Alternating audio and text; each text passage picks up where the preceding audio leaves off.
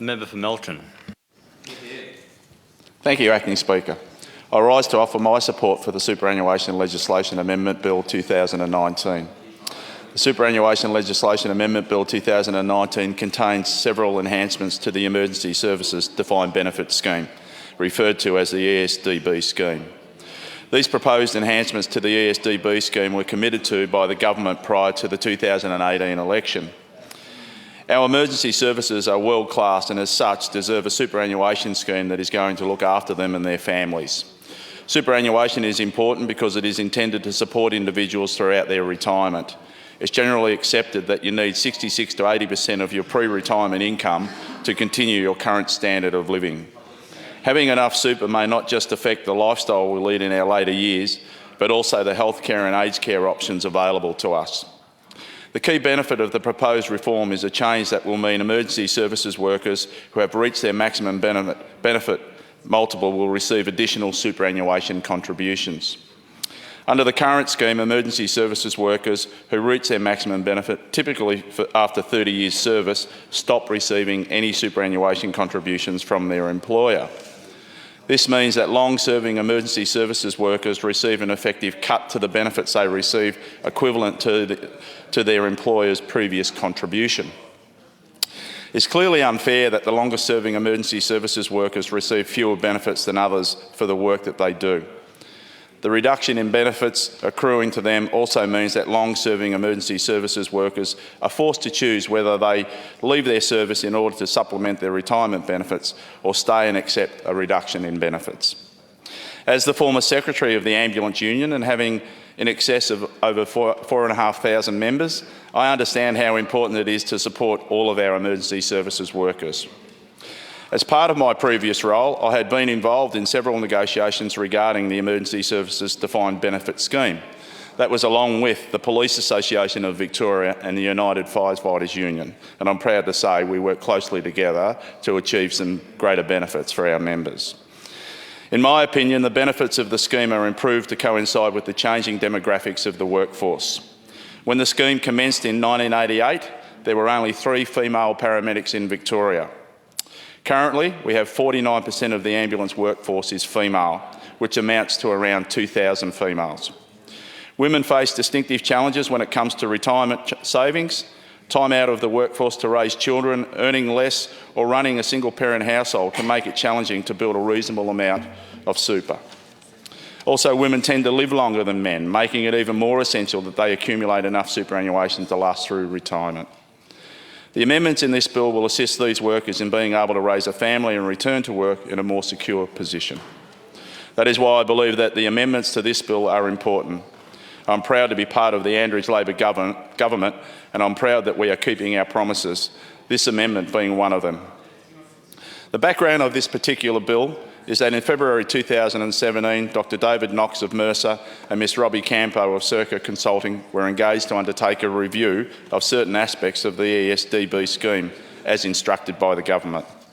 The terms of reference for the review were that the design elements of the ESDB scheme, such as the maximum multiple, the calculation of death and disability benefits, the calculation of the resignation benefit, the feasibility of introducing a transition to retirement pension, and gender equality were all reviewed.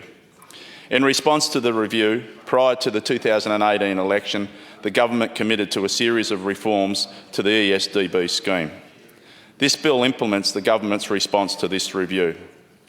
Specifically, the Superannuation Legislation Bill 2019 will amend the Emergency Services Superannuation Act 1988 to improve the benefits provided to members of the Emergency Services Defined Benefit Schemes.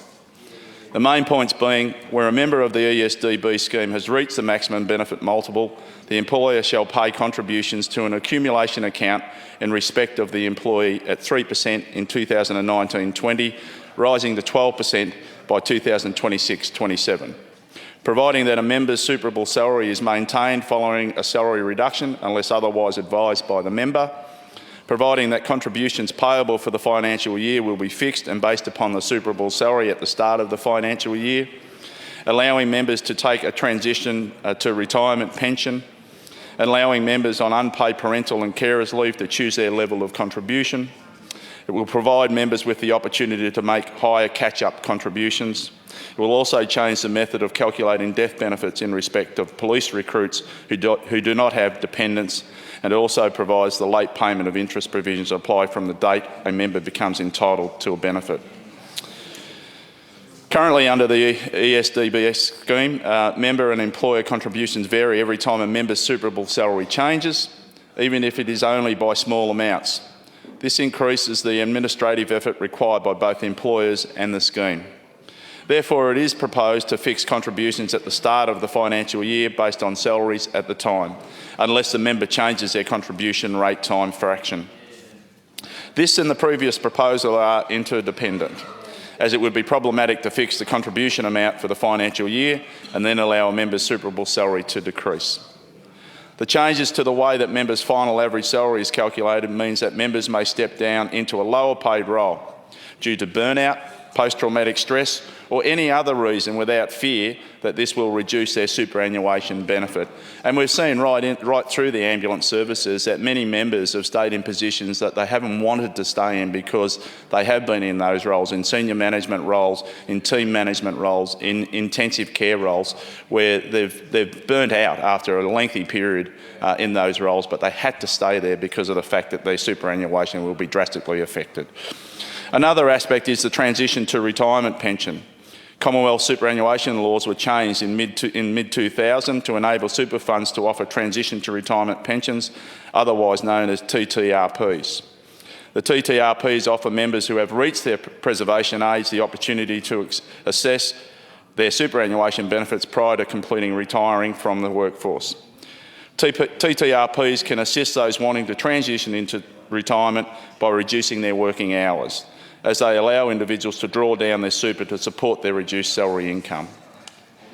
This amendment also allows more flexibility for families and individuals. Members on unpaid sick leave can choose their level of notional contribution. When they resume work, the accumulated unpaid contributions plus interest are either recovered via higher member contributions or are deducted from a member's final benefit. Currently, members on unpaid parental leave are not able to choose a higher contribution and accrual rate. More flexible contribution arrangements that apply to unpaid sick leave are proposed to be extended to members on unpaid parental leave and carers leave. Furthermore, the ESDB allows members to make additional catch-up contributions where their average contribution rate is less than 7%. Members whose average contribution rate is less than 7% are able to contribute at 8% of their salary in order to accrue the same benefit multiple that they would have attained had the contribution at 7% over their entire period of membership. This catch-up provision is valuable for members who may not have been able to contribute 7%. This could be due to the cost of raising a family, period of unpaid leave or other common life events. Now, turning specifically to how this bill supports police recruits are not members of the ESDB scheme. They only become members when they are sworn in. The death benefit paid in respect of police recruits without dependents is significantly lower than that paid of a recruit with dependents. This distinction relating to the presence or absence of the dependents only applies to police recruits, and it's inconsistent with the provision of death benefits to other emergency service employees. It is proposed that this distinction is removed and that the death benefit paid in respect of police recruits without dependents is increased. With the demographic shifting towards an ageing population, reductions in personal saving rates and a trend toward increasing household debt, the anticipated increase in age pension payments would potentially place an unaffordable strain on the Australian economy.